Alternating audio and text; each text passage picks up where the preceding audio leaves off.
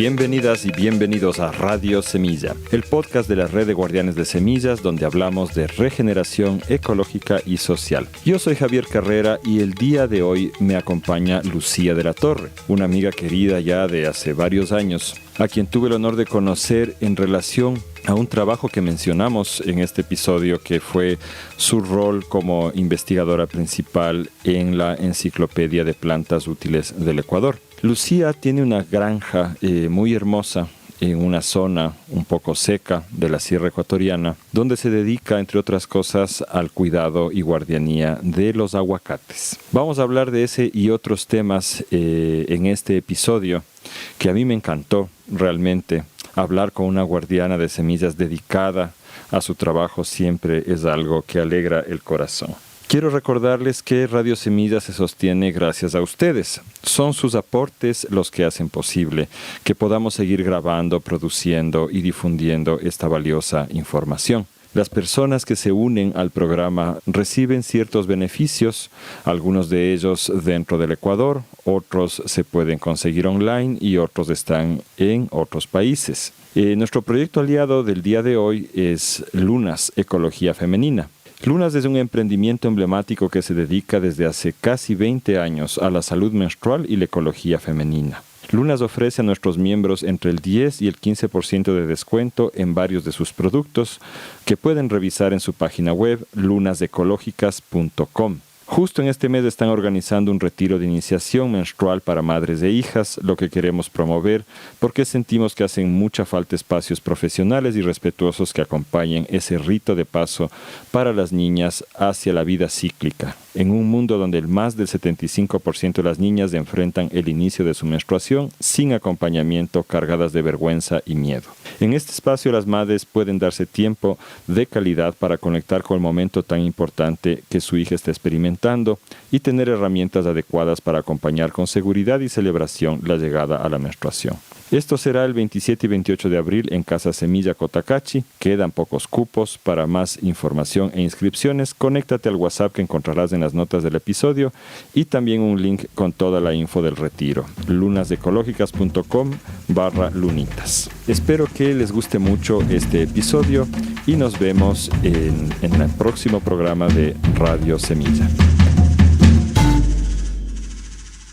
Bueno, estamos con Lucía de la Torre, una persona que yo admiro mucho por todo el trabajo que ha hecho, tanto en lo académico como también como permacultora. Bienvenida, Lucía.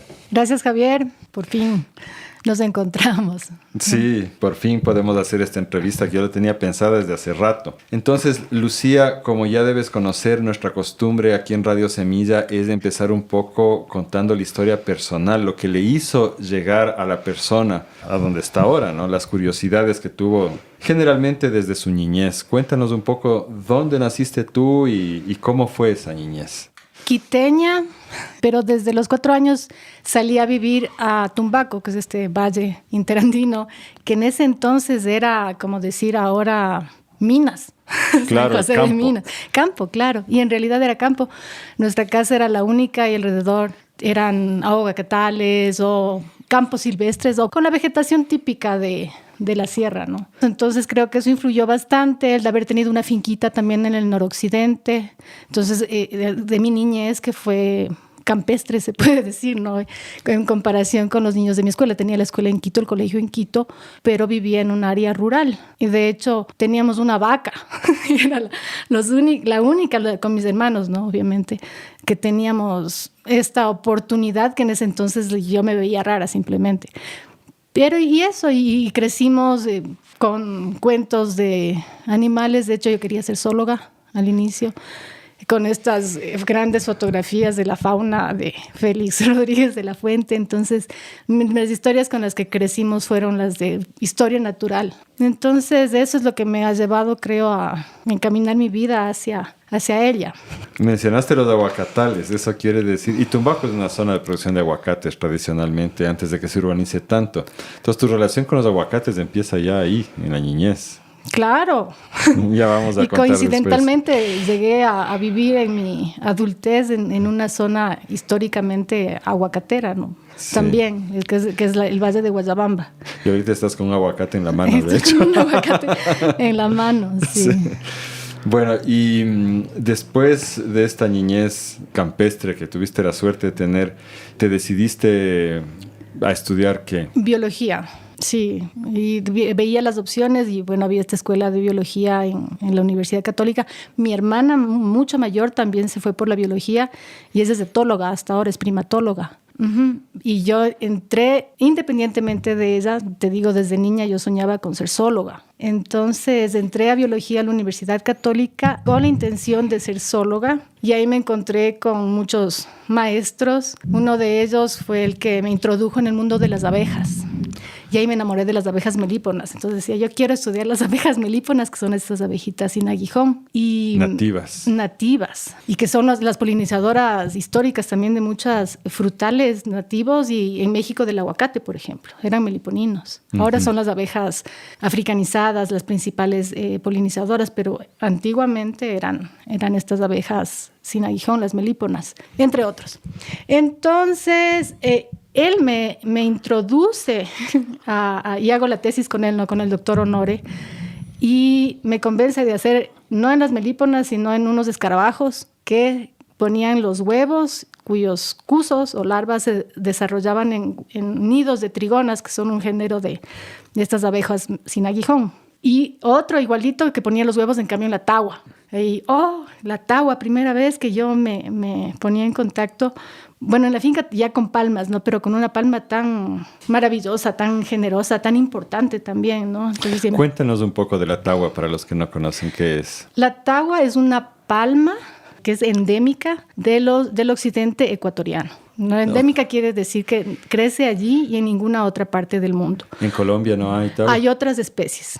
Otra especie en la Amazonía también, que es la yarina, pero como tagua, que es la que produce este marfil vegetal, que es la semilla solidificada, y con ese tamaño, y esa especie es única, ¿no? Es única del occidente de los Andes. No sabía que era endémica. Sí, y esta historia de importancia que tiene la tagua con los pobladores de esta parte de la costa del Ecuador es milenaria, y antes no, lo que se usaba no era la tagua, sino la palma en sí, porque sus frutos son comestibles, porque atrae muchísimas otras animales de presa, por ejemplo, por el uso del cade. Es la misma palma de cade, que era la favorita para techar. Dicen que en los años 70, si uno volaba por todo el occidente del Ecuador, noroccidente del Ecuador, el 70% de las casitas campesinas eran techadas con cade, ¿no? Que luego se fue reemplazando paulatinamente con zinc.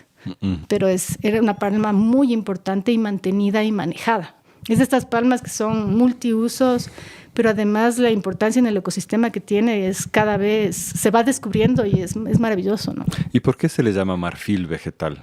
Por su semejanza con el marfil animal y porque tiene semejantes usos o aplicaciones. Entonces, y además, si tú piensas que este marfil vegetal tiene el potencial de frenar todo lo que implica el consumo de marfil animal, que la cacería, ¿no? El tráfico, asesinatos, toda la violencia que ha traído, es maravilloso pensar que hay plantas que pueden producir un material similar. Y de hecho lo puede reemplazar en muchas cosas. Y además tiene otras aplicaciones. Cada vez se le van descubriendo nuevas aplicaciones. Recientemente un biólogo de la Universidad Católica también está viendo su aplicación para hacer mascarillas, porque los polímeros chiquititos, es nanotecnología, ¿no? Puede captar virus. Entonces hacer mascarillas con estos micropartículas de tagua parece que es fascinante, ¿no? Es súper efectivo. Entonces, a partir de la pepa solidificada. Sí, esto de las semillas, exacto. Ahora, yo me estaba saltando ya una cosa que me dio mucha curiosidad. Esta relación que dijiste, el escarabajo con las abejas, ¿te refieres a escarabajos peloteros? No, este es un cetonino. Yeah. Los cetoninos son conocidos como escarabajos de las flores y suelen ser, de hecho, plagas de flores y frutos. Yo, por ejemplo, en la finca tengo un cetonino que entra en las mandarinas, en todos los cítricos, después de que un pájaro los picó. Y entra y come y se come la fruta. Se come la fruta. Son frugívoros.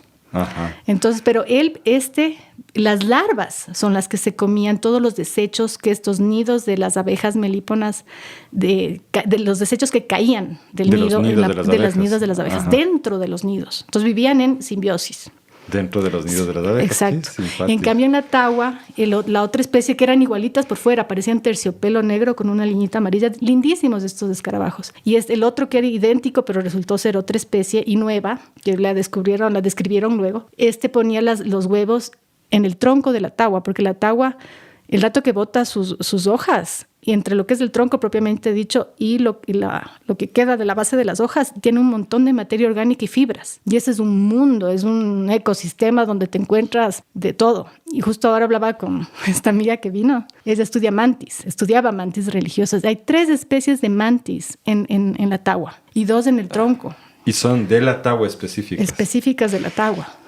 A mí me fascina todas estas cosas, oye, los animalitos, los insectos. ¿Por qué te alejaste de la zoología? Porque se ve que a ti también te gusta mucho. Sí, están íntimamente ligadas. Y yo creo que a raíz de este estudio del escarabajo y de la tagua, y de ya empezar a investigar y saber más de esta palma, y empezaron simultáneamente viajes que hice al Cuyabeno, a la Amazonía. Entonces me iba de asistente, sobre todo de mi hermana que estudiaba los leoncillos, el comportamiento del... El monito. Ajá. Entonces le acompañaba y también fui asistente de aves acuáticas, era jovencita, ¿no? Y ya empecé a visitar mucho a los grupos indígenas que habitaban esta zona, que eran los sionas y secoyas. Y ya me adentré más en la relación de ellos con las plantas, sobre todo. Obviamente con los animales, pero con las plantas, y fue por ahí que me empecé a interesar más. Y la cestería, las plantas que consumían para alimentarse, para curarse, para comunicarse con su mundo metafísico, ¿no? Sí. Y por ahí me enganché más. Entonces desde ahí me fui por ahí y me gradué igual con esta tesis con los escarabajos, pero terminando ya busqué más lo que era plantas y claro, son cosas que del azar también, ¿no? ¿Y cómo fue esa jornada de ir entablando esta relación con las plantas? Te tomó años, me imagino, de investigación. Sí y no. Claro, ya te digo, desde niña yo recuerdo que podía reconocer fácilmente, por ejemplo, una guava, esté donde esté. Entonces sí, son cosas con las que creces también que te hacen que tengas afinidad. Luego el interés, por supuesto, y la suerte. Y cuando terminé eso me fui a México y ya maravillada porque yo quería estudiar la relación de las plantas y los seres humanos. Entonces ya me enfoqué allá en estudiar bejucos artesanales de comunidades mayas en Quintana Roo, en Yucatán en general. Y de ahí llegué y tuve la oportunidad de hacer este inventario de las plantas útiles del Ecuador. A eso quería yo llegar. Ahorita lo tengo aquí abierto en PDF, es la Enciclopedia de las Plantas Útiles del Ecuador, donde figuras tú como la primera en la lista de autores, porque obviamente son varios autores. Es un trabajo gigantesco. Lucía de la Torre, Hugo Navarrete, Priscila Muriel, Manuel Macía, Henrik Balslev, editores. ¿Cómo fue ese proceso? Porque es un libro, yo lo tengo también en físico y es un monstruo de libro. Es enorme. Sí, es el final de una serie de investigaciones de etnobotánicas que empezaron en realidad en el Ecuador en el siglo XVIII más. Y antes había los cronistas, que vinieron y querían reportar nuevas plantas al Reino de España, por ejemplo.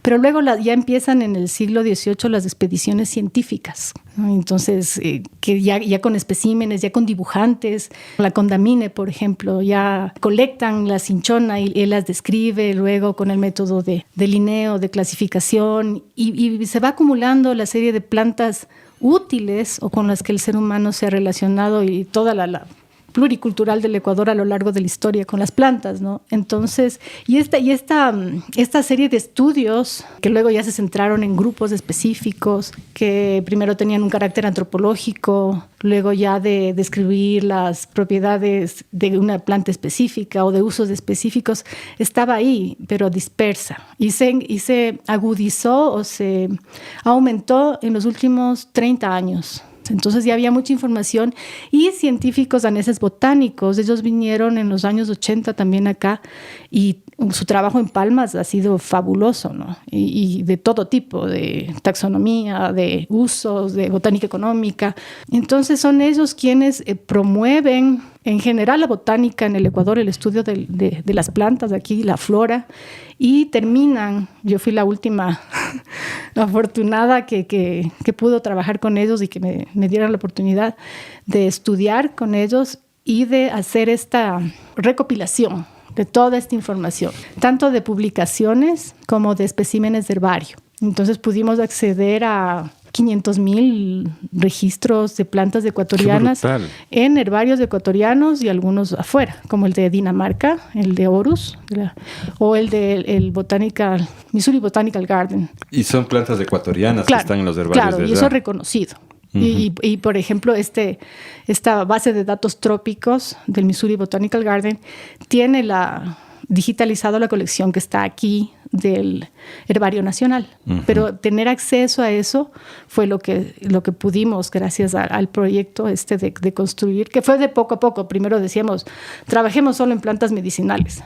Y luego, de unos años, no en las alimenticias. Y luego, no, las fuentes. Y después del rato que nos pusimos a digitalizar la información, se hizo todo y salió toda esta recopilación de todas las plantas útiles divididas en 12 tipos de uso o categorías de uso que involucró el trabajo de más de 40 personas y por lo menos 4 años, ¿no? Son como 6,000 días hombres que involucró. ¡Qué bestia!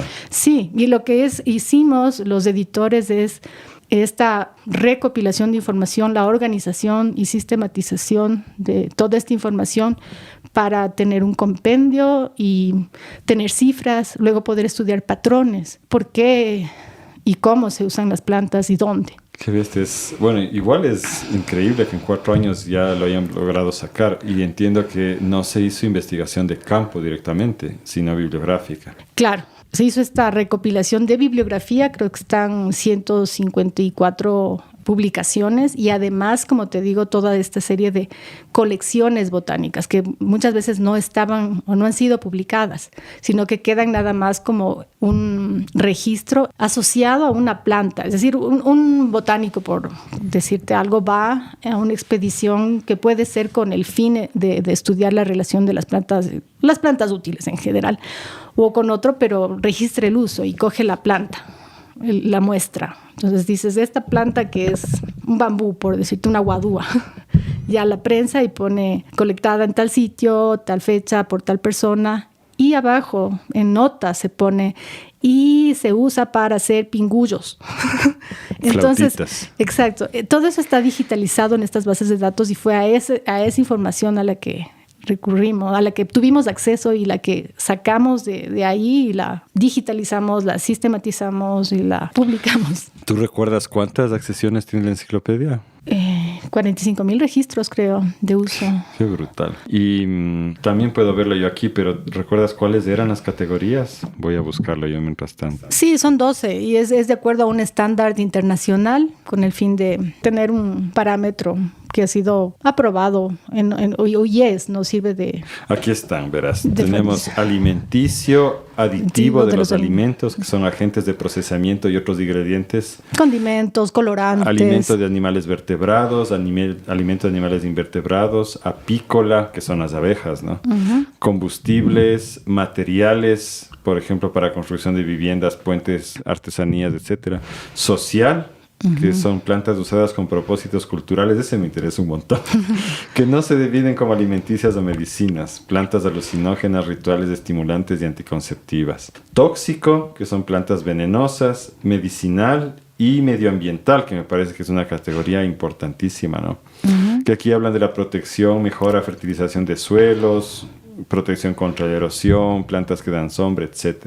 Entonces estas son las categorías en las cuales ustedes fueron clasificando todas las plantas. Exacto, y teníamos discusiones de grupo, por ejemplo, se usa para purificar la sangre. Uh-huh.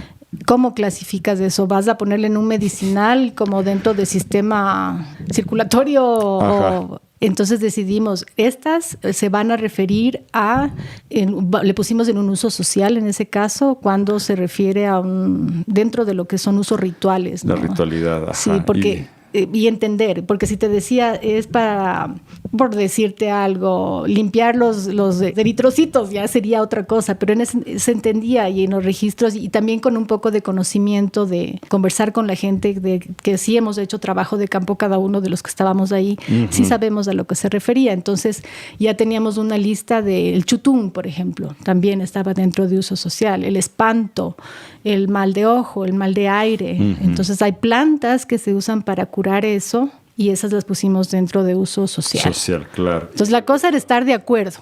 Ajá. Más que decir esto es así y esto es asado. Pero, chicos, qué trabajo, porque si discutían así con tantos miles de plantas, es increíble que se haya logrado hacer un trabajo así. Realmente. Y hay otras cosas como aquí veo tratamiento de la cistitis, eso ya es medicinal, la tos, el vómito con sangre.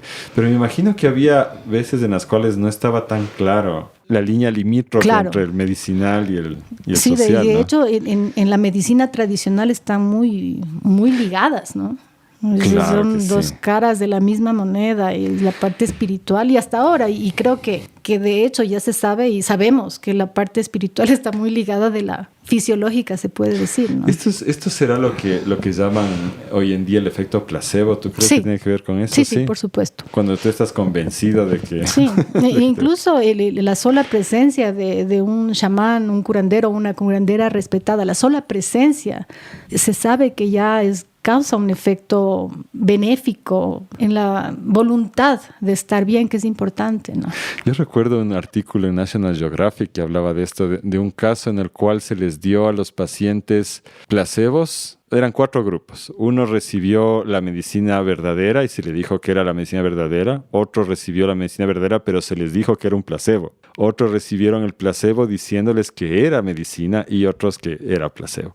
Y claro, los que se sanaron fueron los que creían que era medicina verdadera, sea la medicina verdadera en realidad o el placebo, pero fue ese convencimiento el que curaba a la gente. Sí, y sobre todo eso va a tener mayor relevancia en enfermedades psicosomáticas o estas autoinmunes también parece que tiene muchísima relevancia, otras menos, ¿no? Pero obviamente la voluntad, la predisposición de tu cuerpo va a ayudar muchísimo a que tu cuerpo se defienda mejor, incluso cuando son cosas evidentes como la mordedura o el veneno de una serpiente, por ejemplo, o un virus mortal, una bacteria que de hecho están... Pero con esto de la serpiente, me hiciste acuerdo de una anécdota brutal. Don Santos, no me acuerdo el apellido, donde yo viví un tiempo cuando estuve trabajando en la Amazonía. Él contaba una historia que era alucinante de cómo a su hijo de 14 años, más o menos, estando adentro, segunda, cuarta línea, no me acuerdo, le pica una X. ¿Ya? Y él se da cuenta que era una X, no por la mordedura, porque conocía. Y el chico también se da cuenta y dice, ya, me voy a morir. O sea, es 1 hora y media solo hasta salir a la carretera a ver quién nos lleva. O sea, me voy a morir, papá. Y él contaba así, decía, yo ese rato el corazón se me fue al suelo, se me trizó completamente, pero a él le puse una cara completamente estoica. Le dije, no, ¿qué te pasa? Eres un debilucho, esto es avispa, no te va a pasar nada. Y le convenció al muchacho. Y salieron caminando. Y esperaron no sé cuánto tiempo que pase una camioneta que les llevó al centro de salud. Y el rato que ya llegó allá a recibir el suero antiofídico, el médico le dice, sí, esto es X. Y ahí ese rato, papá, me voy a morir. Claro. Y tú me mentiste, así, ya, tranquilo, ya estás aquí, ya llegaste. Entonces, ese poder de la mente. Claro, y también seguramente estaba más tranquilo, su sangre circulaba más lento, influye muchísimo. Increíble. Y esto que tú decías también me hace pensar en no sé si en la Amazonía y en el occidente es igual, pero acá en la sierra la medicina tradicional maneja mucho los conceptos de cosas frías y cosas calientes y se basa mucho en eso, ¿no? Entonces ahí es difícil distinguir qué parte estás hablando de una planta ritual y qué parte estás hablando de una planta, digámoslo así, materialmente medicinal, ¿no? Las dos cosas se confunden bastante. Sí, pero de hecho sí hay ya estudios y eso falta muchísimo hacer, ¿no? De compuestos que efectivamente tienen los efectos que se creía que tenían las plantas, ¿no? Y de hecho hay muchos medicamentos y que ya se ha extraído el compuesto activo que tiene tal o cual efecto. Increíble. Es un trabajo increíble el que hicieron acá. Y cierto, ya me estaba olvidando. Y hablando de los temas ecológicos, hay otra cuestión que me parece muy complicada en el Ecuador, Lucía, y es esta: tenemos una ley ambiental que rige en principio a los árboles y a las plantas del entorno silvestre. Y tenemos las semillas en sí, consideradas agrícolas, en otra ley. ¿No es cierto? Que hay la ley de semillas y en parte también tiene que ver con la ley de sanidad agropecuaria. Y entonces hay plantas, sin embargo, que es difícil entender realmente dónde ponerlas. Por ejemplo, el mortiño. El mortiño, que nos vas a contar un poco qué es y dónde ¿en qué ley le pondrías tú al mortiño? En las dos, ¿no? Pero lo ideal sería que estén en una misma, ¿no? Cuéntanos un poco del mortiño, tú que sabes más. El mortiño es un arbusto que crece en los páramos del Ecuador.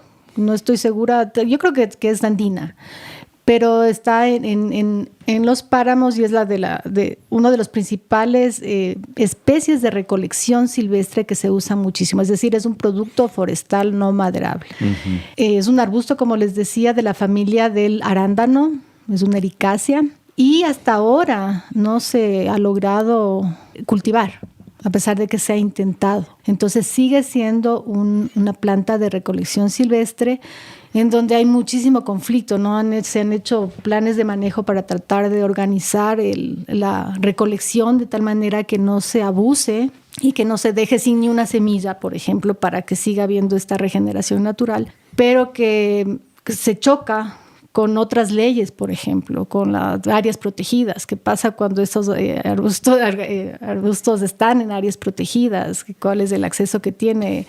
Y no puedes acceder si no tienes escrituras sobre un predio. Entonces es realmente complicado, pero se sigue sacando. Pero las poblaciones locales, yo me imagino que por cientos de años han estado usando ese recurso y de repente una frontera legal. Exactamente. Eso por un lado, y que esos son los principales interesados en que continúe. Pero también hay gente nueva que viene y nuevos productos. Por ejemplo, ya no es solamente que se colecta para la colada morada en noviembre, aunque cambie un poquito la producción máxima en distintas áreas, pero coincide mucho en zonas en la época de la colada morada.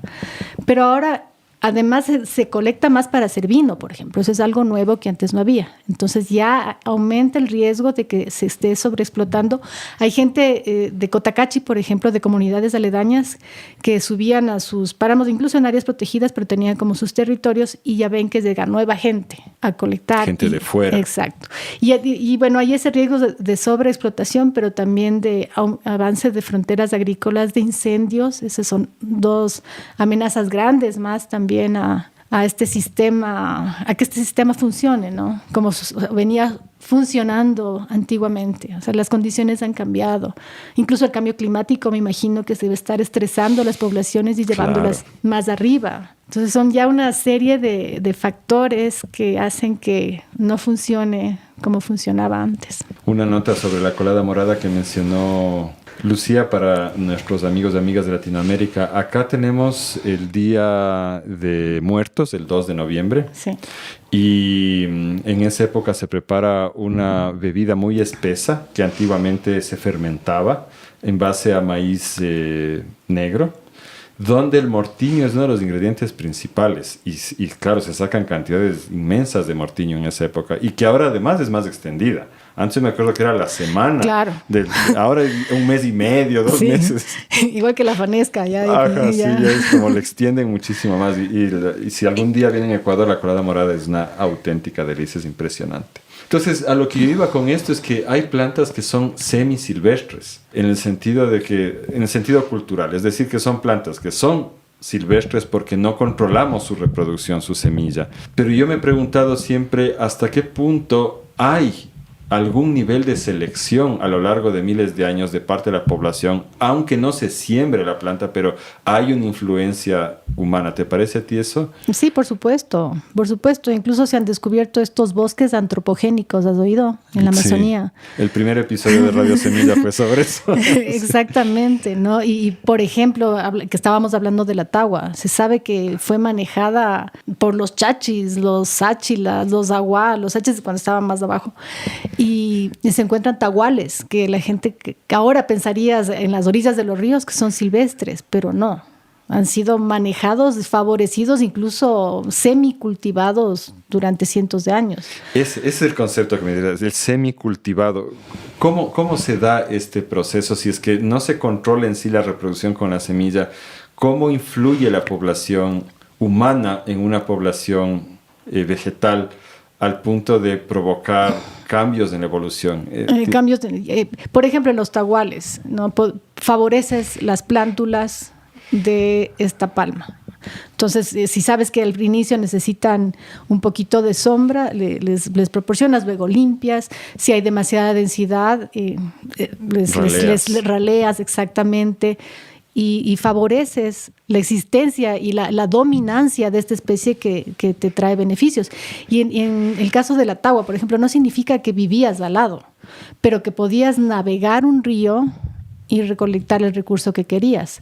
En el caso de la tagua, cuando ya hubo el boom de la tagua en Ecuador, se sabe que había balseros que bajaban y llegaban por el río Guayas al último, pero recolectando semanas, y familias bajaban en balsas, y viajaban familias recolectando la tagua y llegaban a Guayaquil para su exportación. Entonces sí hay una influencia, aunque no se controle la reproducción. Sí, claro. Y luego también hay muchas historias ya de domesticación absoluta, ¿no? La guayusa, por ejemplo, por los quichua, ya es una planta que ya no la encuentra silvestre, y mucha gente la encuentra en bosques secundarios muy antiguos, y por eso se piensa que ha crecido naturalmente, pero no, es que fue abandonada, pero fue ya sembrada solamente por el ser humano. O sea, la guayusa es una enredadera. No, es un arbolito. Es un arbolito. Ajá, es Ilex. Guayusa es hermano del mate y del Ilex paraguarensis. Sí, el efecto es parecido en realidad, ¿no? Sí, exactamente, es estimulante. Compas de Argentina y Chile, tenemos un mate propio acá, solo que no hacemos el proceso en el mate, sino que hacemos un té con las hojas. Exacto, es un arbolito que lo que se cosechan son las hojas y se pueden secar y te duran meses y hacen este té, ¿no? Y culturalmente entre los quichua lo que se hacía es tomar en las mañanas y contarse los sueños y por supuesto vigorizarse para poder trabajar todo el día. Y tiene, 3 veces más cafeína que el café, antioxidantes y algo que hace que no produzca en las personas que les produce esa ansiedad que suele dar el café. ¿Y corta el sueño al igual que el café? Por supuesto. Uh-huh. Sí, es un estimulante, es una planta. Si te tomas de noche no puedes dormir. Yo no puedo dormir, pero hay gente que toma café de noche y puede, ¿no? Pero de hecho es una planta estimulante. Yo esto que describes con los quichuas de la Amazonía lo pude vivir cuando trabajé allá. Se levantan en la mañana, pero en la mañana estamos hablando de 4:30 de la madrugada, claro. ¿No es cierto? La señora ya está desde las 4 de la madrugada en pie preparando y luego la gente se sienta en ruedo a tomar la guayusa y a contar los sueños. Porque al igual que todos los otros pueblos nativos de las Américas, para la gente de la Amazonía los sueños tienen una incidencia tremenda en la vida, ¿no? Entonces esto no es así de chiste, contémonos los sueños, es una cosa esencial. De hecho, no sé si tú lo viste también, pero ellos, las decisiones que toman para el día a día se toman en base a lo que sueñan. Yo tuve una experiencia más, como te decía, con los secoya. Y ellos tienen otra planta estimulante súper interesante. Esta sí es una liana, es el yoco, es Paulinia yoco. Entonces es una liana leñosa, de hecho las lianas son leñosas, pero se le raspa la corteza en agua fría, se exprime y es un líquido amargo. Que lo primero que te provoca si te tomas la cantidad de vida es vómito, náusea, más que vómito, náusea. Y ellos tienen mucho de estas plantas, no es la única que te producen esta náusea, pero para despertarte y como limpiarte. Y luego, claro, es estimulante. Familia del guaraná, es el género, Paulinia yoco. Y dicen que con esta lo que se hace es hacer la chambira como tejer, no tejerla, sino trenzarla en la pierna cuando le... Ajá. Y tienes la fuerza para hacerlo todo el día y trabajar en la chacra todo el día o irte de cacería. Una planta estimulante muy importante, culturalmente muy importante también. Ellos tienen este vómito ritual en las mañanas, igual que los shuar. Sí, sí, y no es la única planta con esta función, ¿no? de purgar, de limpiarte, de despertarte. Eso siempre me pareció muy loco. A mí no me imagino yo, como parte de mi vida, provocarme vómito todas las mañanas para purgar. Pero tiene su efecto y a mí sí, cuando lo hice, sí, efectivamente te despierta, te sacude. Wow. Sí, ves así de colores más brillantes todo después de eso. Increíble. Sí. Lucía, en la enciclopedia, yo no recuerdo el número exacto y no voy a encontrar ahorita el número exacto en el libro que tengo abierto, pero recuerdo que era algo así como 1500 especies, no me acuerdo si comestibles, que ustedes registraron aquí en el Ecuador. 1500 comestibles, 3000 y más medicinales también, pero comestibles sí. Y la mayoría, creo que el 80% silvestres. Y eso es lo que estamos perdiendo mundialmente, ¿no? Día a día. De hecho, ahora estamos en un proyecto de actualizar por lo menos plantas medicinales de la enciclopedia, es decir, hacer el mismo trabajo, de volver a ver publicaciones que se han hecho a partir del 2006, que es cuando se terminó de ingresar, y ver qué hay de nuevo y tratar de actualizarla y ver patrones. Y lo que yo he visto, de lo poco que hemos recopilado, es que incluso en las medicinales, ¿no? Hay muchísimas más plantas introducidas, y en la sierra, que silvestres. Entonces, esta proporción altísima que había antes de silvestres mayoritarias versus las cultivadas, introducidas, está cambiando. ¿Te refieres en alimenticias? Por supuesto. Uh-huh. Esa es una tendencia mundial, ¿no? De 70,000 o más especies alimenticias que se supone existían en la humanidad, se ha reducido a 100 y pico, y luego a las mínimas, que son todas cultivadas, fuentes de almidones, sobre todo aceites, uh-huh.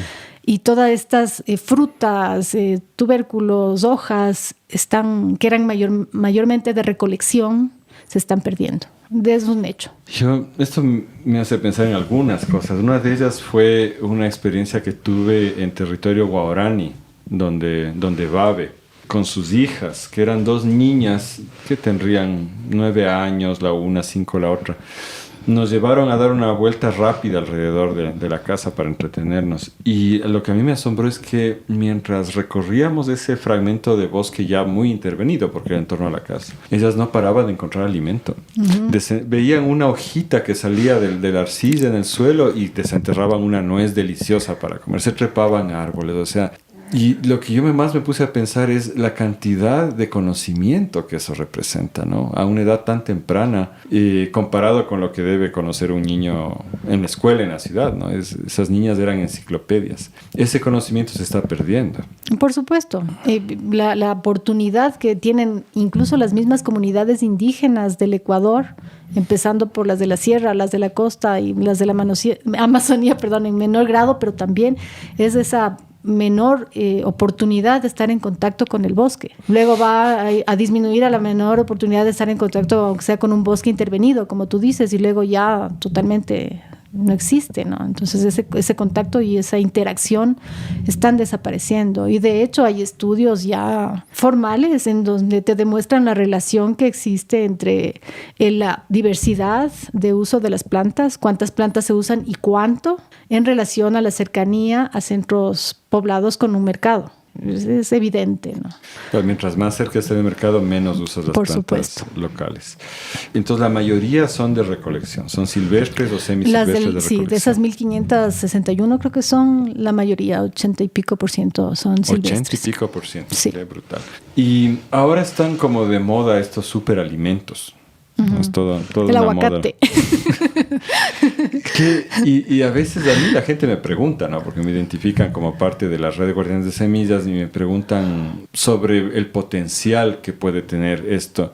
Pero casi siempre la pregunta viene de un modelo de pensamiento más bien industrial. O sea, 1500 especies es un tesoro. ¿Cuántas cosas deben haber ahí que podamos convertirles en negocios? ¿Cómo ves tú esa situación?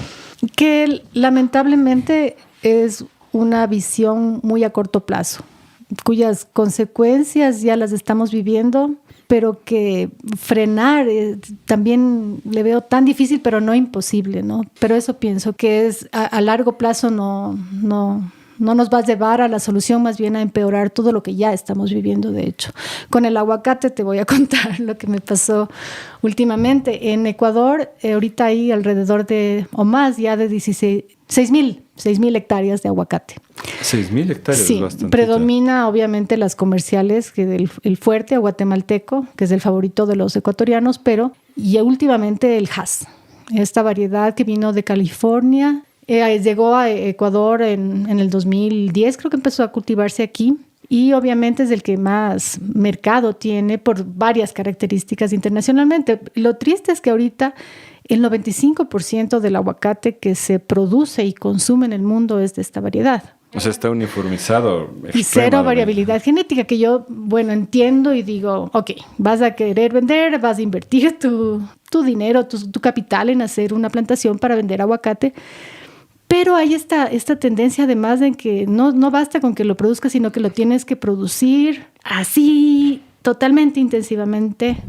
Tienes que hacer que domine el criterio de productividad a corto plazo, pase lo que pase. Y eso yo creo que no es necesario llegar a ese punto. Creo que puedes y debemos, de hecho, aunque nos cueste un poquito más, tratar de ver la manera en que no sea un agente de destrucción, sino de restauración, teniendo igual productividad, pero sacrificando un poquito, ¿no? Entonces, por ejemplo, el aguacate es polinizado por abejas, como te había dicho, por abejas nativas, avispas, moscos, y ahora el principal polinizador en áreas, sobre todo ya más alteradas, es la Apis mellifera y la escutelata, la africanizada, ¿no? Y yo había pensado que era buena idea empezar a propagar plantas melíferas o de potencial apícola para que las abejitas estén bien y vayan a polinizar el aguacate y creas cada vez un ecosistema un poquito más diverso que solo un monocultivo con solo el mismo aguacate. Además, puedes sembrar otras variedades de aguacate que favorecen la polinización, porque hay unas variedades que la parte femenina se abre en la mañana, otras en la tarde y viceversa, y si tú mezclas, tienes mayor efectividad en la polinización porque las abejitas están ocupadas todo el rato. Pero ahora les digo esto y me dicen que no. ¿Quién te dice que no? Productores de aguacate con esta visión. Yo les entiendo, pero ellos también creo que deben empezar a pensar no solamente en, como tú dices, ¿no?, la productividad a corto plazo. Ellos ya ven cualquier otro agente, otra planta como posible hospedero de plagas, ¿no? Entonces yo creo que falta mucha educación de que no necesariamente una planta que tiene otros insectos son plagas, y que más bien tener algo estéril es mucho más susceptible de sucumbir ante cambios del ambiente, enfermedades, virus, hongos, en fin, si es que no existe esta diversidad de opciones, ¿no?, que te dan tener otras plantas, tener otros animales. Entonces ya, y te digo, incluso en lo que yo pensé que iba a ser muy bien recibido, que es decir, tener plantas melíferas que favorecen las abejas, que a su vez favorecen el aguacate, junto al aguacate, que no compiten además, pero no fue bien recibida esta propuesta. Sí, vivimos todavía en un mundo que se orienta hacia el monocultivo y la rentabilidad máxima, y lamentablemente el mismo Estado, los mismos técnicos del Estado a menudo son quienes expanden esa visión, ¿no? Y tú tienes cifras, ¿no?, de que no necesariamente un monocultivo, si bien es mucho más fácil de manejar, produce más que un cultivo mixto o que considera otras especies. Así es. Quería pedirte que nos describas un poco estas dos variedades que dijiste, el guatemalteco y el Hass. A ver, te cuento la historia del aguacate, ¿no? Entonces tenemos 3 grandes variedades que se conocen como razas. Entonces, la raza mexicana o criolla, que es per se americana, es la especie, variedad Drimifolia, que es esta que llegó al Ecuador, y hay evidencia, hace unos 3,000 años, se cree que fue por los Valdivia, y vino de partes altas de México. ¿Ya? Por navegantes. Se especula porque no le vemos de otra manera. Ya, y estas son estas variedades nacionales, criollas, de este aguacatito más pequeño, muchas veces de cáscara negra, brillante, delgada, eso sí, con pepas muy grandes, pero que han estado aquí durante años y como son polinizadas por estos insectos que pueden moverse kilómetros y pueden mezclarse con otras especies de Persea locales, son únicas, ¿no? Y esas son, delicioso, además. Es delicioso y están, además están adaptados aquí, tienen otras propiedades que los otros. Y bueno, la otra, la segunda raza, que viene en cambio de partes altas de Guatemala, es Persea americana, variedad americana, creo. Y la otra, en cambio, que le adaptaron, porque fue un proceso de domesticación que empezó hace unos 6,000 años en toda Mesoamérica, se adaptó más a partes bajas de Centroamérica, y es de esta Persea americana variedad antillana y raza antillana, que se le conoce, que es el típico aguacate de la costa, que es más grande, dulzón. Ya, entonces, hay estas tres variedades y en los años 20 Estados Unidos empezó a interesarse en cultivar aguacate, le empezó a ver el potencial y enviaron un botánico, Wilson Popenoe, que fue quien fundó el Zamorano después, quien hizo una expedición que empezó en Centroamérica, México, Centroamérica, llegó a Sudamérica, estuvo en Ecuador. Hay unas anécdotas chistosas aquí, porque donde él veía un aguacate en un mercado, iba, ¿y dónde cogió esto? Y el señores, lléveme. Y le confundieron con un ladrón, le metieron preso. Bueno, sí, en Ibarra. Pero él llegaba a la fuente y se llevaba semillas y esquejes y mandaba a California. Hasta Chile llegó. Entonces la idea era hacer mezclas allá, y cultivarlas y ver cuáles eran las que mejor se adaptaban para poder ser cultivadas en California y Florida, ya con esta visión. Entonces, dentro de todos los cultivares que ellos ya mantenían, una vez ocurrió una helada. Y a esta helada, la única variedad que sobrevivió fue esta Fuerte, que es esta guatemalteca que le decimos, que tenía mayoritariamente un componente de esta raza guatemalteca. De altura. Entonces, de altura, de las partes altas de Guatemala. Por Guatemala, exacto. Uh-huh. Entonces, ese es el Fuerte, que llegó al Ecuador en 1950 más o menos. Se sabe que las fincas experimentales estuvieron en Perucho. Es Alejandro Silva, un ingeniero agrónomo, quien empezó a hacer, y hay fotos de esa época, todos los ensayos, además con otras variedades de cítricos de California, pero que llegaron recién ahí. Pero este Fuerte entonces vino de Estados Unidos. Sí. Ah, qué chistoso. Y llega a una zona aguacatera ancestral, como es toda esta zona de mi Perucho, Puésaro, porque si se llamaba, no era el señorío Caranqui de Alance.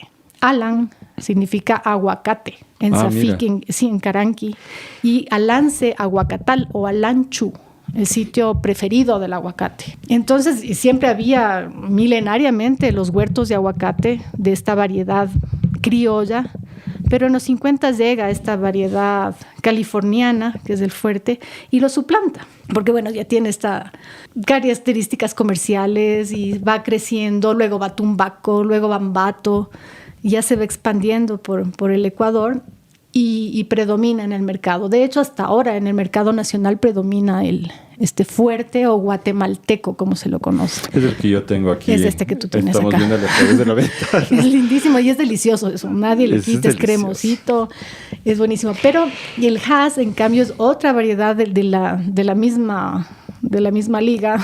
Y fue un cartero, el señor Hass, que compró y lo cultivó con el fin de injertar una variedad X que le gustaba de todos estos que estaban probando. En Estados Unidos. En California. Uh-huh. Y no prendió el injerto y lo iba a matar, pero ya empezó a producir. Y los hijos son los que le convencen y le dicen, papá, nos encanta este aguacate, no le cortes. Y luego empiezan a sacar esquejes y plantas y empieza a gustar y él lo patenta. Pero murió pobre. Creo que los guardianes de semillas no nos y hacemos después millonarios. Claro, se va y se expande por todo el mundo porque es un aguacate con un gran contenido de aceite, es un aguacate de una cáscara gruesa, que se hace negra, que disimula irregularidades, que le puedes cosechar estando hecho, se dice en quichua, ¿no? Tú ya la reconoces cuando está en el árbol verde todavía, pero que ya está maduro. Y de ahí puede tardar hasta 20 días en madurar. viajar, entonces puede viajar en un barco a Europa. Y el tamaño también es más chiquito que el fuerte, entonces es perfecto para familias pequeñas. Y eso ha hecho que sea el que predomina ahora. Pero te digo, todos provienen de esta madre que murió en el 2012, recientemente, en California. Entonces la variabilidad genética es muy baja. Mínima. Ajá. ¿De dónde sacaría la semilla el señor? De estos viveros, sí. Claro. Pero tiene un componente, creo que es una mezcla entre las partes altas del guatemalteco y mexicana. Esto que mencionaste de los 20 días... Antes de empezar a dañarse, me imagino. Antes de madurar siquiera, o sea, de ponerse suave, ¿no? Ya Ajá. listo para comer. Entonces, verás, esto es lo que se llama tiempo de percha. Sí. Porque sí. es el tiempo que puedes transportar y luego ponerle en la percha en el supermercado y que esté ahí. Y claro, este sistema que tenemos ahorita que está basado en el transporte a largo plazo y las perchas de los supermercados, hace que estos grandes comerciantes busquen justamente el mayor tiempo de percha posible. Sí. Y ahí es donde nuestro aguacate criollo pierde completamente, porque yo he comido aguacatitos que al día siguiente ya están dañados. Exactamente, no tienen oportunidad. La cáscara incluso te la puedes comer. Ah, sí, yo no me comí la cáscara verde, sí. De verdad, la próxima. Tienes que ver, claro, pero por ejemplo estas variedades brillantes negras, la cáscara es translúcida y riquísima además, te la puedes comer. Qué increíble. Y bueno, y tienen además una pepa grande, entonces la pulpa es en proporciones menor. Es menor. A veces tienen fibras, depende de la variedad. La verdad es que hay unos que no tienen nada, pero esa característica sobre todo de la cáscara mucho más delgada hace que no tengan oportunidad en lo que se llama tiempo de percha con estas otras variedades. El tiempo de percha. Nuevas preguntas. Sin embargo, Lucía, ¿por qué son los más ricos? O sea, yo me he sentado con estos aguacatitos, los chiquitos criollos. Me acuerdo en la granjita de Isabel Criollo, que es una de las más bonitas que tenemos en la red. Eso está en Pelileo. Lo que tenían para convidarnos, porque caímos medio de sopetón ahí junto con mi compadre Rogelio, nos pusieron como una bandejota de estos aguacates y nos pasaron un cuenquito con sal y nada más. Comer ese aguacate es una experiencia increíble, o sea, es completamente otro sabor. De ahí, para mí, está el guatemalteco, que sin ser tan delicioso sin embargo, sigue siendo una maravilla. Y al último yo le pondría el Hass. No sé por qué, pero a mí no me gusta el Hass. No sé, ¿por qué hay esta diferencia en el sabor? ¿Por qué el criollo sabe mucho más rico? Son compuestos, ya te digo, no es solamente concentración de aceite, porque incluso en los nacionales hay unos que son muy cremosos, como muy más aceitosos y otros menos. Hay variedad también. Yo creo que son aceites esenciales, ya, pero sí, es un sabor fabuloso. Además, la frescura, de hecho, ¿no? De hecho, eso tiene que ver también. Pero cuando te vas a las hojas también, si tú machacas o estrujas una hoja de un aguacate nacional o criollo de esta variedad Drimifolia, es un sabor, es un olor anisado. Lo puedes usar para cocinar. De hecho, en México tiene un uso culinario ancestral que aquí en Ecuador no se conoce, pero existe. Te puedes hacer un té también. Además que son árboles que no son aspergiados, entonces además tienes esa... Lo que nos dice es que un Hass no tendría la hoja el mismo sabor. No, de hecho yo con estudiantes o visitas que hacen a la finca, como tengo las variedades, les hago una al lado de la otra, que comparen, y es evidente. Los nacionales tienen un olor, un aroma increíble y se usan medicinalmente además. ¿Para qué? Sobre todo desórdenes respiratorios. Hay quien también se les pone cuando hay dolor de muelas, pero sobre todo desórdenes respiratorios, y también se dice que el té tiene un efecto calmante. Es bien rico. Y para cocinar, pues le puedes poner como usarías una hoja de laurel, ¿no? Le puedes secar o le puedes usar fresca sobre una carne, por ejemplo. Wow. O en frijoles también se usa en Jalapa. ¿Y este guatemalteco tiene también ese uso la hoja? No, además con el guatemalteco corres el riesgo de que te estés comiendo ya hojas que han sido fumigadas. Bueno, el de mi casa claro, no. Claro, obviamente. Claro, pero sí, te entiendo. Sí. Qué brutal. No tienen. Comprueba, yo te invito a que pruebes. Qué pena, debería tener. Bueno, siguen surgiendo las preguntas. ¿Cuál es la relación del pueblo Palta, pueblo ancestral de la provincia de Loja, con el aguacate? Se sabe que fue un grupo muy agrícola, ¿no? Unos excelentes agricultores. Yo creo que se sabe además que Loja fue el área de domesticación de la chirimoya, por ejemplo, ¿no? Y que fue Tupac Yupanqui en 1450, creo que llegó a conquistar esta zona, y ahí él prueba el aguacate por primera vez y lo lleva hacia el sur, y por eso se cree, ¿no? Todo parece indicar. Es evidencia lógica, digamos. Lógicamente. Desde ahí se extendió hacia el sur, y por eso desde ahí hacia el sur hasta la Patagonia al aguacate se le conoce como palta. Porque así es, pues viajas para el sur y es la palta. Yo también siempre he creído que esa es la razón. Los incas introdujeron ese cultivo con el nombre del pueblo donde lo conocieron, lo cual me había llevado a mí a pensar que tal vez fue domesticado por los paltas, pero tú me dices que hay evidencia de que llegó hace 3.000 años. Sí, y que la domesticación empezó hace unos 8.000 años en la zona en Mesoamérica en general, México, Centroamérica, y que tuvo diferentes puntos de domesticación, que fue una planta muy apreciada, que había grupos indígenas incluso que lo tenían como una manera de pagar impuestos a otro grupo opresor, que se consideraban, por ejemplo, en solares mayas, que los ancestros estaban... El espíritu de los ancestros vivía en los aguacatales de los solares. Sí, eran plantas muy, muy apreciadas y respetadas además, y de antiguo uso, pero acá también llegó hace mucho. Y yo creo que no solamente llegó por mar, yo creo que también hubo la vía amazónica. Sí. Pero ¿hay ancestros silvestres del aguacate que hayan estado en esta zona? Alguna vez leí que de Mesoamérica a Bolivia era la extensión de aguacates no domésticos. Aguacatillos, perseas en general, sí. Y por eso te digo, y hay evidencia que sí se pueden cruzar. Cruzar, mira. Ajá. Entonces, por eso yo digo que los criollos que hay aquí no son los mismos que de su lugar de origen. Ya te entiendo, recién entiendo eso. Y otra evidencia también de esta particularidad del Ecuador, sin querer ser nacionalista, no para nada, pero es el uso de los ágaves, que también llega, yo creo, por las cuestiones geográficas a lo que hoy es Ecuador. De Mesoamérica. De Mesoamérica. Entonces, aquí donde ves una cultura de pencos, de ágaves fuertísima, que no ves en Colombia, que no ves en Venezuela, que si bien sí se usa, ¿no? Y en Perú, pero es algo esporádico. Y en Venezuela incluso tienen un cocuy, es una especie de su tequila, su licor del ágave que hay allá. Pero no es la importancia cultural, histórica que ha tenido aquí, en donde los cientos de usos que tiene México en más de 200 especies se concentra en dos.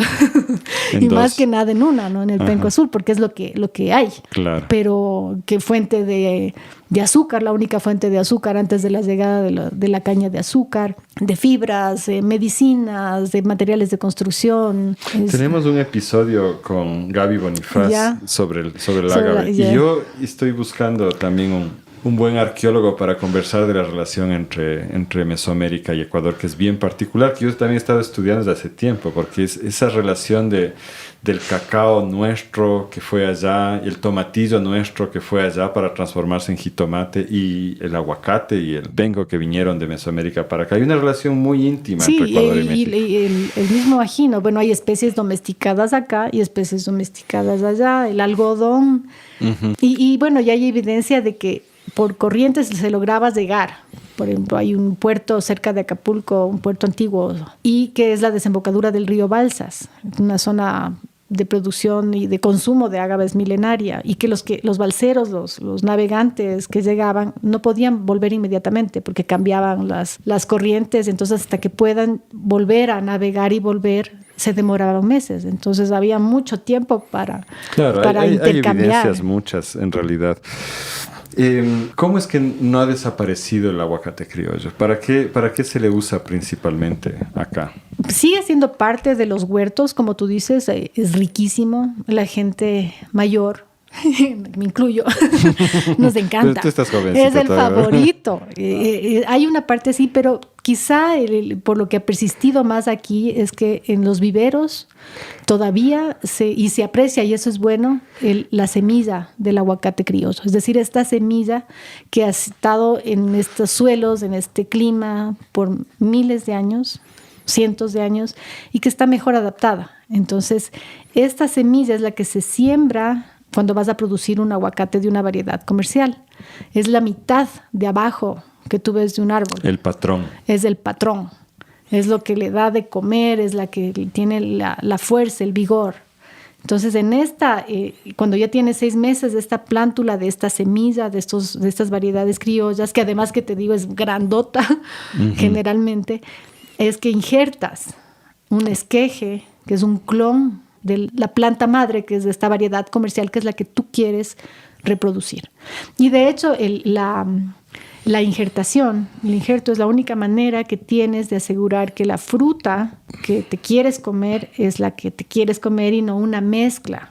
Porque como es polinizada por abejas, tú vas a saber quién es la madre, pero no quién es el padre. Entonces, para tener la variedad que tú quieres, y de hecho, si a mí me encanta un nacional X, que es con una forma única, un sabor único, voy a tener que injertar, a menos que tenga un árbol aislado y que pueda autopolinizarse y no mezclarse con el polen de otras variedades. Entonces, de la cintura para abajo es un aguacate criollo que ya lleva 3.000 años evolucionando aquí en esta tierra. Sí.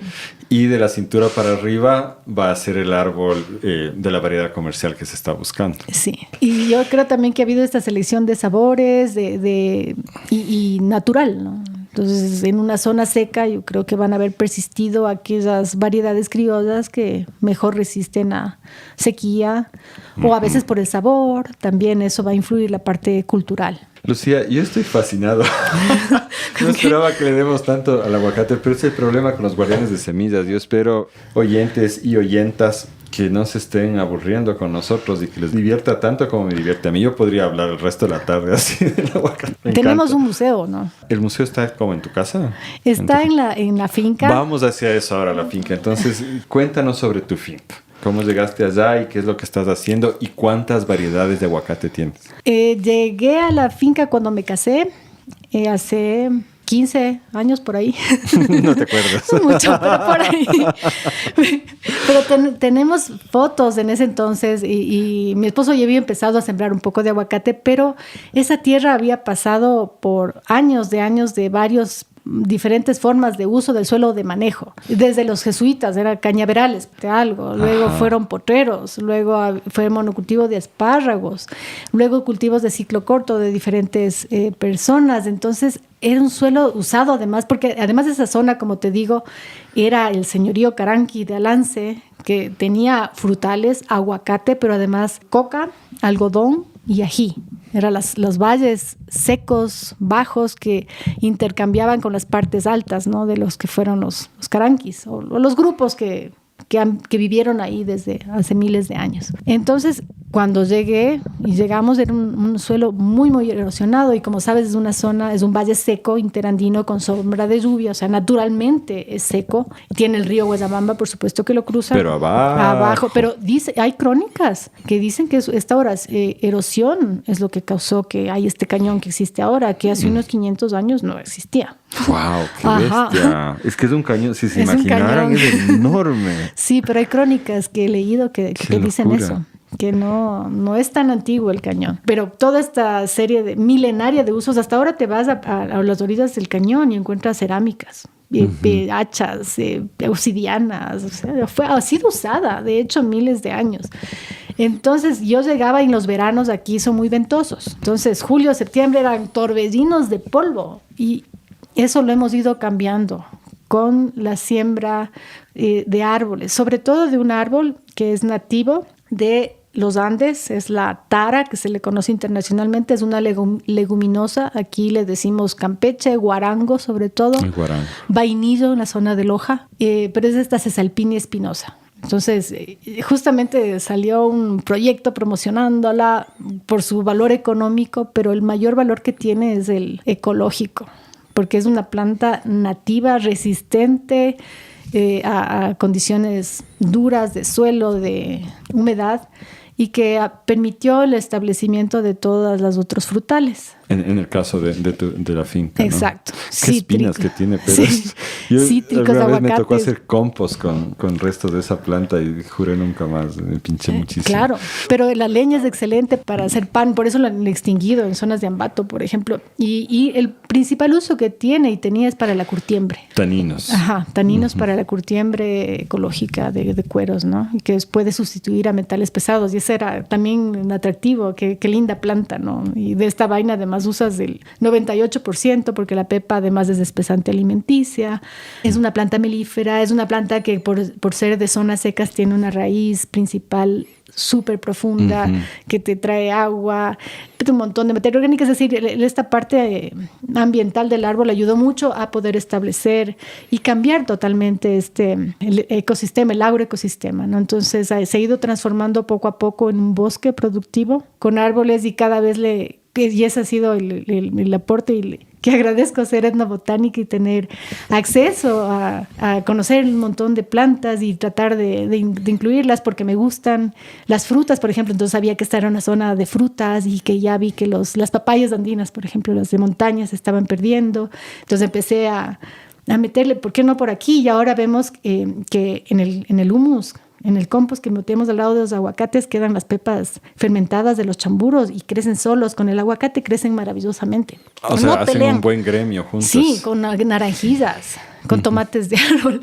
Pero bueno, entonces ya empezamos a producir aguacate para el mercado nacional e internacional, incluso juntándonos con otras personas. Tenemos también Hass, no solo ese, tenemos 40 variedades de aguacate. 40 variedades de aguacate. Claro, 7 comerciales, el resto criollas. ¿Y por qué? Porque cuando fracasaba un injerto, en vez de cortarlo, volver a sembrar otro, lo dejamos.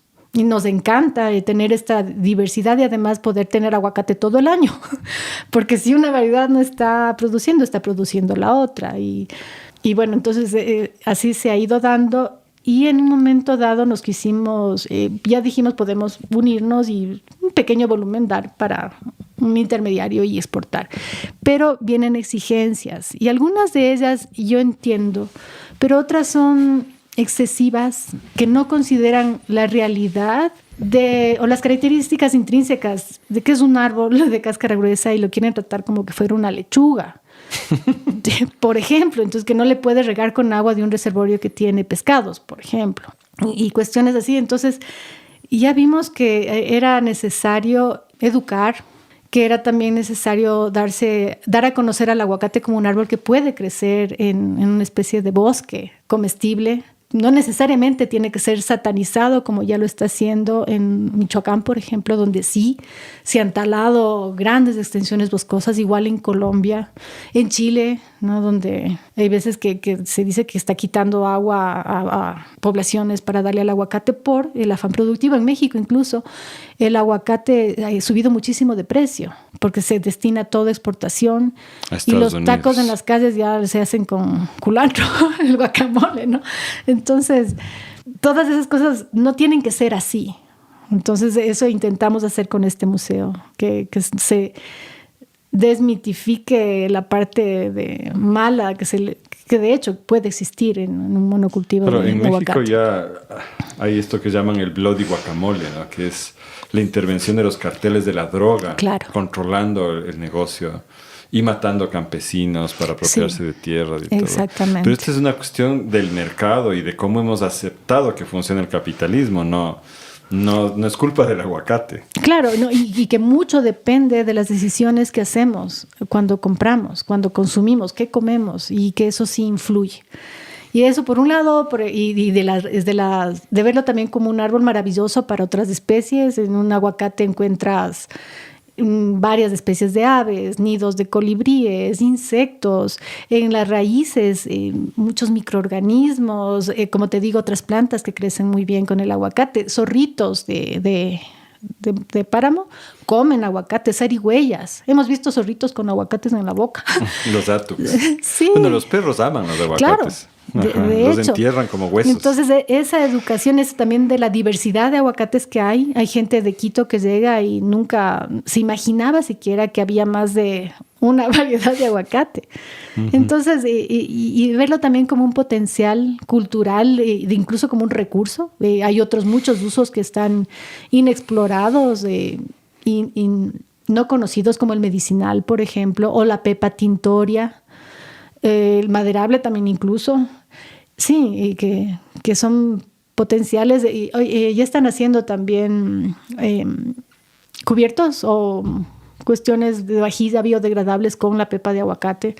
Entonces, todos esos usos tradicionales y potenciales también se dan en el museo, que es como un centro de interpretación a senderos en donde puedes ver lo que hacemos con agroecología, permacultura, y además la misma diversidad de aguacates.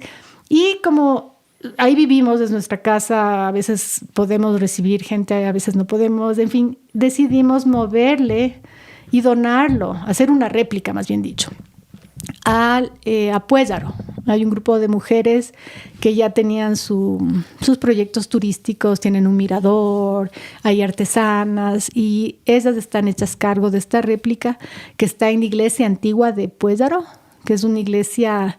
Es un bien patrimonial porque es una iglesia antigua hecha de madera que fue reformada, y una sala les dieron y está ahí el Museo del Aguacate, que lo hicimos con muy pocos recursos, pero que funciona maravillosamente para educar, es un atractivo más de la comunidad, y son ellas ya quienes la manejan independientemente. ¿En tu finca no está abierto el museo? Está abierto cuando recibimos visitas y lo montamos. Sí, entonces lo tenemos montado y desmontado. Sí. Entonces siempre claro, que recibimos, sí, y es una finca que trabajamos a full, pocas personas, es mucha mano de obra, y nos encanta recibir gente porque creemos que una parte importante de lo que hacemos es la educación, es la experiencia mediante el agroturismo, el ecoturismo, esta experiencia, y nos enriquece de hecho, pero claro, tenemos que prepararnos, entonces es con previo aviso. ¿Cómo te va con el café? Porque recuerdo que hace años que estabas empezando con los sembríos del café. Muy bien, es algo pequeñito también, es algo que cubre los costos, pero con múltiples beneficios, como tener mi maravilloso café todas las mañanas. Y este es café de altura, auténticamente, porque estás a qué altura estás. Estamos a 2,000 metros y lo cultivamos ahorita en 2 lotes. En uno que está con sombra del guarango y aguacate, y en otro con sombra de algarrobo, porque era una parte que era antes cultivos de ciclo corto, y ya decidimos, como estaba más hacia el lado protegido, porque colindamos con el bosque protector Jerusalén, entonces ya dijimos, esto se queda como bosque, pero le vamos a enriquecer. Entonces sembramos el guarango ahí. Y al rato que es con agua, los guaranguitos, lo que creció rapidísimo fueron algarrobos. Y se hizo un bosque de algarrobo hermoso. Y ahí pusimos café. ¿Te acuerdas que me decías? Sí. Es otro microhábitat. Es la imagen que tengo. Ajá. Lindísimo. Esos están hermosos, gigantescos. Tienen mucha más sombra de lo que se debería para que produzca a lo bestia, ¿no? Bastantísimo, pero produce bastante. Son unas pepas, unas cerezas, les dicen, de grandes, café. Dulces, riquísimos. Debe la materia orgánica que ves ahí, sí. Entonces lo que hacemos nosotros es cosecharle. Es muchísima mano de obra, la verdad, porque no todo madura igual. Entonces tienes que coger nada más los que están en el punto, y luego en la finca lo fermentamos, lo despulpamos. Es la manera que nos han aconsejado y hemos encontrado el mejor sabor, y lo llevamos a despulpar y tostar en otro lado. No es despulpar, pero sacar el pergamino. Y tostar y empacar en otro lado, y vendemos a familia, a un par de restaurantes. Hay un grupo en Guápulo que son nuestros fans y nos compran. Estoy seguro que será increíble porque... Y recién estamos sembrando otro lote en donde el guarango creció mucho y era de nuestros primeros experimentos, y le sembramos con mandarina, pero demasiado denso. Entonces teníamos que podar todo el rato el guarango, y la mandarina ha bajado de precio terriblemente. Entonces esos arbolitos no han sido demasiado cuidados, están ahí. Entonces ahí decidimos meter café. Entonces es un nuevo lote que vamos a... Si mal no recuerdo, tu finca la atraviesa la línea equinoccial, sí, ¿no? En media finca. Sí, está justo Hacia el occidente estaría, ¿cómo se llama este disco que existe? En esta loma que está a 300 metros del monumento Catequilla. Y en cambio al oriente está Quitzato. Y estamos en plena línea equinoccial. Sí. Cítricos, ¿tienes también variedad de cítricos? Bastante. ¿Coleccionas también? Sí. Por ejemplo, de limón, 7 variedades. Y lo que te digo, yo creo que fueron desde los primeros españoles que trajeron sus variedades. En esta zona se daba muy bien. Luego esta experimentación que se hizo a partir de los 50, donde trajeron muchas variedades de California. Entre esas, el limón Meyer. Y ahorita lo único que te compran es el Meyer. Sí, el Meyer se ha expandido y tienes otros que son fantásticos, súper productivos y que ya se usan más que nada para patrones, porque son, como te digo, mucho más fuertes. Y este limón mandarina, por ejemplo, sidras. Esos son los grandototes. Esos grandototes, ¿no? Uno no puede creer que sea un limón. Hay pupón, hay rugoso. Son árboles muy generosos y deliciosos, pero el rato que quieres vender en el mercado te dicen no. ¿Sutil tienes tú o eso es más de la costa? Y yo tengo sutil. Pero un día que fui con alguien de Pedro Vicente Maldonado me dijo, no, ese no es sutil, es casi igualito, pero se llama bolita.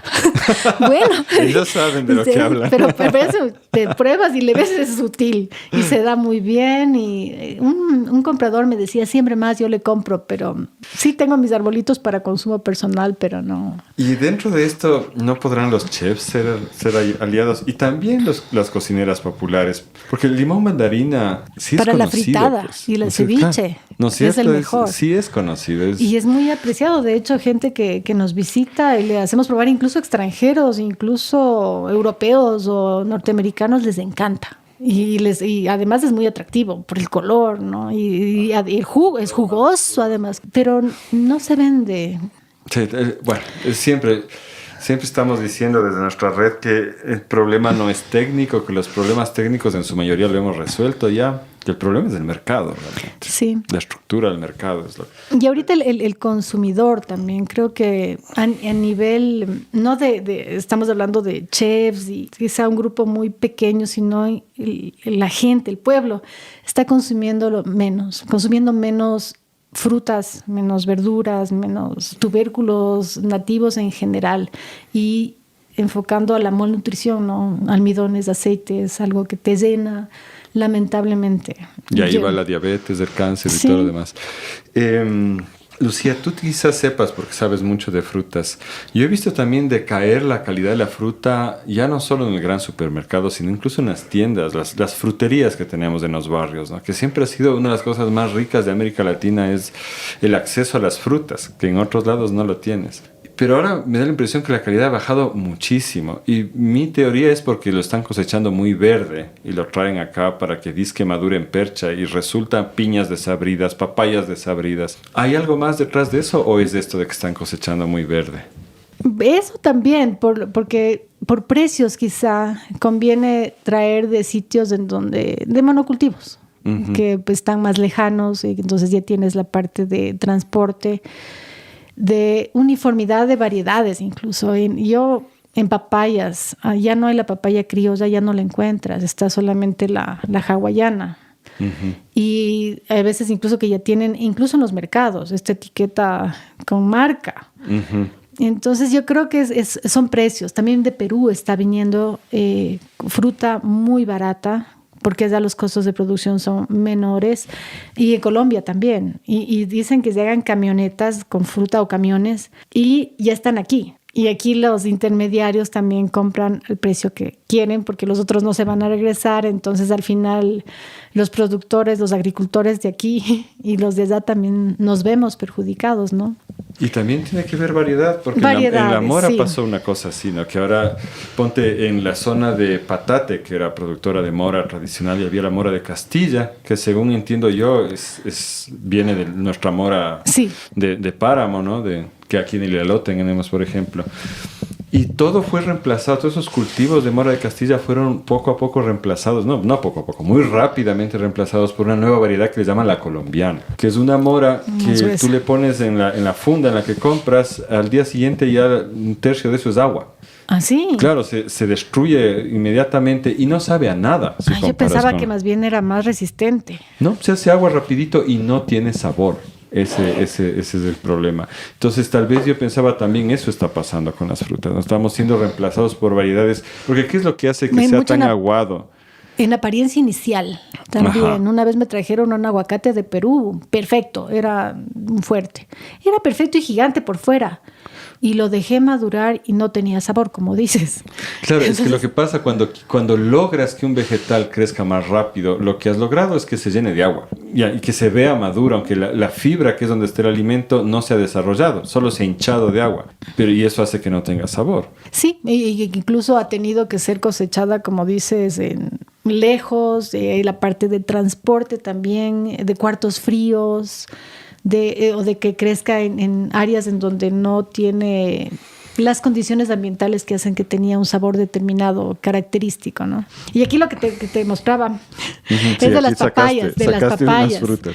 y que no se conoce, y a mí me maravilló conocer que el Ecuador es un centro de diversidad de papayas, pero de las papayas de montaña, que hay 16 especies, entonces yo quería tener en la finca todas.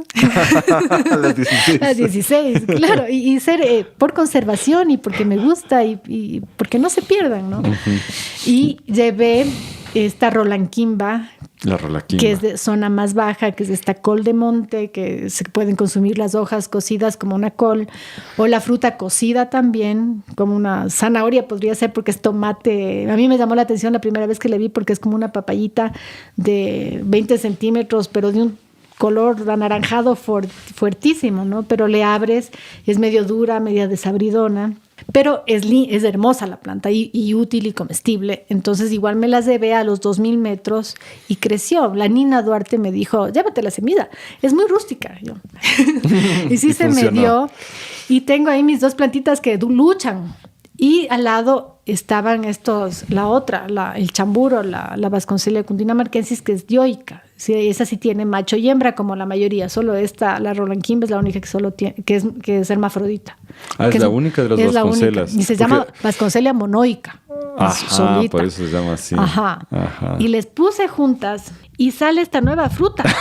Se cruzaron. Se cruzaron y por eso estas son la pesadilla de los taxónomos, porque tienden a ser promiscuas y se cruzan. Y de hecho el babaco es el resultado, es un híbrido estéril, porque no tiene semillas, de la unión en la naturaleza del chamburo, la Vasconcelia cundinamarquensis, con el chihualcán o toronche, que le dicen que es la Vasconcelia stipulata. Y tienes como 9 tipos de babacos en la zona de Loja donde se juntan, ¿no? Pero aquí ocurrió, y esta no es la primera vez, porque yo creo que a nadie se le ocurrió sembrarles juntas, pero le ves, es la mitad. ¿Le conoces a la rolanquimba? Le he visto en Amazonía hace Entonces años. tiene la forma del chamburo, pero la piel de la rolanquimba, la pepa, esta sí llena de semillas, mezcla de las dos, porque es ni tan chiquita y suave como esta, ni tan... Y el sabor es único, eso sí. Tiene ¿sí? Sí. ¿Y qué es lo que te comes? ¿Te comes la cáscara también? La pulpa la comí, pero cocida, porque es un poquito más dura que el chamburo, que normalmente también la puedes cocer en dulces, pero también le puedes hacer jugos. Pero este mucílago que cubre las semillas, que es lo que normalmente tiene el mayor sabor en todas estas papayas, tiene una acidez y un sabor que no tiene la otra. Ninguna ni el padre ni la madre. Pruébale. Sí, lo estoy probando. Y le puse chambulimba. Ese nombre va a pegar en México. Estamos en esas. Pero vean, compas, estoy sosteniendo en mis manos una nueva semilla. Sí. Aquí la Lucía acaba de crear Esto es lo que nos encanta, el sueño de un guardián de semillas, generar una nueva cosa, sí, ¿no? Chapulimba. Entonces ya les estoy sembrando y tiene semillas y esperemos que sea fértil. Y la planta en sí, y está a 2000 metros, es vigorosa, no es como la rolanquimba que está padeciendo, está muy bien y está llena de estas frutas que hoy que le veía a mi a mi profesora, al doctor Honore, me decía, ¿por qué no le pones el nombre de esta Venus de Libia, que está llena de senos? Entonces, busca, no me acuerdo el nombre de esta Venus. Pero vas a registrar como un híbrido. Es un híbrido, claro. Eso me supo explicar muy bien. Es un híbrido. Que sea posiblemente fértil sería lo deseable, ¿no? Claro, que siga, porque a veces los híbridos y le no lo son. probaste, tiene una acidez riquísima que yo no sé. Y un sabor que no sé. Que no tienen los progenitores. Sí, medio está muy casi rica. Cítrico el Sí. sabor. Ay, qué increíble. Entonces ahorita tengo una sola plantita, ya produjo y estoy guardando las semillas y les quiero seguir. Ya se me cayó por aquí una semilla que me voy a hacer el loco y y voy a sembrar. esa zona a mí se me están dando muy bien las papayuelas. Qué increíble. Sí, se dan muy bien y como te digo, no compiten con el aguacate y las compostas y salen muy, muy bien. Ay, Lucía. Es así que no sé si nos entiendan los oyentes, pero es como para ponerse a suspirar una cosa así. Hemos sido testigos del nacimiento de una nueva fruta. La nueva fruta. Ya le vamos a bautizar. Sí. Chapulimba está bonito, solo que en México van a Chambulimba, pensar... por chamburo y rolanquimba. Chambulimba. Si no, en México van a creer que tiene que ver con los chapulines y no tiene nada que ver. Pero es preciosa, te digo, además es son como pequeñas tizas de cera brillantes, es lindísima la planta. Mandarás fotitos. Sí, yo también. Y así es como se crearon a la final todas las semillas, ¿no? Por estos experimentos locos, esta gente moviendo semillas de un lado para el otro. Es impresionante. Oye, con los aguacates me había olvidado de una pregunta que era importantísima del público. A veces tienen estos hilos de fibra dura dentro de la fruta y hay leyendas de eso, de que si siembras, de que si no injertas ahí sale esto, de que si en tal clima o si en tal luna siembras y ¿por qué salen las fibras de esto dentro del aguacate? Yo creo que es una cuestión genética. De variedad. De variedad, sí. A veces, si se cosecha muy tierno, podría ser que no madura bien y está más fibroso, pero hay variedades que son fibrosas, sobre todo, como te decía, de las criollas. Y los salen así, le siembras esa semilla y sigues así. Yo creo que es una cuestión genética sobre todo. Buenas, entonces ya hemos hablado de aguacates, cítricos, cafés y... ¿Cómo era chumba? ¿Cómo era? La chambulimba. La chambulimba. Cuéntanos, porque lo fascinante de tu experiencia para mí es que estás metida en la finca, lidiando con todas las frutas, con los abonos, con todo lo que se necesita para que... Y al mismo tiempo no has abandonado la parte académica, ¿no es cierto? ¿En qué andas ahora en esa parte de investigación botánica? ¿Cuáles son los nuevos proyectos? En la finca lo que estamos comenzando a formalizar es la propagación de plantas frutales y medicinales, sobre todo nativas, raras, que no encuentras en viveros. Entonces, estás haciéndole como un refugio para estas plantas. Sí, y ya empezando a reproducirlas. Entonces hay plantas de las que tengo las madres y solamente puedes sacar hijuelos, como en el caso de ágaves, la jícama jícama, ¿qué otro nombre tiene? El yacón, ¿no? Que lo que tiene son las raíces. Los hijuelos. Entonces tengo esa parte. Pero además estoy con semillas y estacas reproduciendo algunas plantas que no encuentras. Chamburos, todo lo que son papayitas, por ejemplo. ¿Tienes los 16 ya? No, tengo 4. Pero voy por el buen camino. Y además ya tengo una que nadie tiene. Ajá, eso sí. Y es que otras están solamente en Loja. 9 están en Loja y no Así son es. fáciles de encontrar y cada vez también más raras, algunas solo silvestres, otras ya en huertos, pero están perdiéndose. Maracuyá, por ejemplo, el maracuyá de la sierra, que incluso ahí se comercializa en Israel, creo, porque se ha llevado, pero aquí localmente no se consume ni le encuentras y cada vez que alguien prueba le encanta el sabor, es mucho más ácido, menos ácido que la variedad comercial, si bien es menos, te rinde menos una fruta, pero vale la pena. Incluso taxos. No es fácil encontrar en un vivero taxo. Ahí me sorprendo yo. ¿Existen variedades de taxo? Sí. Ufa. Sí. Y existen variedades y también que varían entre localidades y entre países también. Pero claro, sí existe. El colombiano, curuba, creo que le dicen, es bien distinto de acá. En Bolivia el taxo es más redondito y el color de la cáscara es más suave. ¿Cómo se llama? No me acuerdo. Pero bueno, esos y plantas medicinales nativas estoy empezando a propagar. Y plantas que antes encontrabas normalmente en los patios, pero que ya no hay. Están desapareciendo, malvas, por ejemplo, o plantas melíferas. Hay una que está solo en bosque seco y en ciertos parchecitos, se llama anguraté. En Perú se lo usa y están sembrándole ya con fines medicinales porque es bueno para gastritis, pero se llena de abejas y además es preciosa, y es un arbustito también. Entonces estoy buscando semillas, buscando estacas, haciendo bajo pedido inicialmente, ¿no? Entonces, si me pides, tengo tales plantas y... O sea, siembras bajo pedido. Siembro bajo pedido, propago, pero voy aprendiendo también y trato de tener más para que luego ya pueda yo decir, vean, tengo esto y ya de calidad. Entonces, ese es un proyecto que estamos iniciando y que creo necesario y que no le va a hacer mal a nadie, creo yo.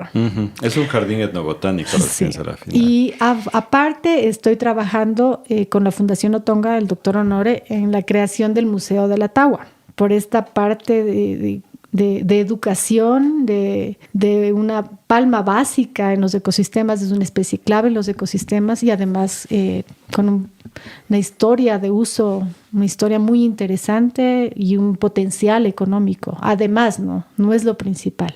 Y también estamos en esta otra idea, que ya es un proyecto de investigación, de hecho, de volver a recopilar para analizar toda la información que se ha generado de plantas medicinales en los últimos años. Para la enciclopedia. La idea es hacer, ya, aunque sea en línea, pero una actualización, empezando por las plantas medicinales, pero es parte de una investigación para determinar genéticamente si las plantas medicinales, o si puedes, con la mayor diversidad, plantas que están alejadas genéticamente van a tener una... Es decir, si tú conservas una mayor diversidad genética, se traduce en la conservación de mayores usos medicinales. Sí, que tiene sentido en realidad. Sí, exacto. Qué brutal, qué jornada que nos has llevado. Pero claro, eso más o menos es porque me gusta, pero mi principal ocupación es la finca. Y esta parte de jardines no botánicos, de educación, y claro, de eso vivimos y de la producción. ¿Qué es lo que más les da? La educación, los aguacates. Todo junto. La combinación de todo. La combinación de todo. Vivir. Sí. Qué excelente. Como decía, nos has llevado un viaje desde lo más profundo de la selva y desde hace miles de años a todo esto que estás haciendo ahora y la creación de una nueva variedad alimenticia. Inintencional, pero ahí está. Sí, pero esas son las mejores cuando salen así. Yo te agradezco muchísimo. No sé si quieres dejarnos con algunas palabras de despedida, alguna recomendación, algo que se nos haya olvidado mencionar. Vengan a visitar. Visítenos, sí. Y piensen en lo que consumen. También creo que eso cambiaría mucho. Uh-huh. Infórmense, informémonos. Muchas cosas son de estas arbitrariedades en el manejo de plantas de monocultivos. Muchas veces es porque no se conoce. Entonces creo que conociéndonos, conociendo diferentes formas de producir, de pensar, de investigaciones que se hacen, se puede llegar a ecosistemas productivos que no necesariamente sean destructivos. Creo que por ahí va la finca, ¿no? Lo que estamos haciendo ahora. Yo aprecio mucho esa mezcla que se da en ti entre la ciencia y la agricultura de base, que así estoy con aprendiendo. las manos en el suelo. Sí, de todo hay que Me hubiera aprender. encantado ser agrónoma. ¿Sí? Sí. No sé, a mí me encanta la base que tienes. Realmente creo que te ha ayudado también mucho. Claro. La etnobotánica. Bueno, y ojalá pues podamos visitar allá el museo. Ojalá quieran montar el museíto para nosotros algún día. Claro, le planificamos y por supuesto. Y claro, y hay épocas mucho mejores, ¿no? En el verano es esta época muy seca, hay los vientos, los arbolitos, todos como que están guardándose. De hecho, las plantas del bosque seco se duermen. Hibernan, ¿no? Veranan, ¿cómo se podría decir? Veranean. Estivan, ¿cómo es? Estivan, algo sí, así. porque sí. existe una palabra, sí. Y hay bulbos, por ejemplo, y en el momento en que llueve, salen la planta, florece. Y eso mismo pasa con todos. Entonces, y no hay tanta producción de frutas, pero Y hay otros meses, de ahorita hasta abril, que es muy, muy lindo. Y hemos visto, de hecho, eso sí, ha sido muy enriquecedor el cambio. El cambio y el que vemos cada vez más especies de insectos, más especies de aves. Abundancia, reptiles, la falsa coral es bien común, antes no se veía y llegan nuevas. Eso Has nos construido gusta. Un refugio, sí, incluso para la vida silvestre. Sí, de hecho es, ¿no? Y tiene agua, que es una bendición. Felicidades, muchas felicidades. Sí, vengan, visítenos, eso era. Eso era. Y muchas gracias por acompañarnos Muchas el día gracias de hoy. por invitarme.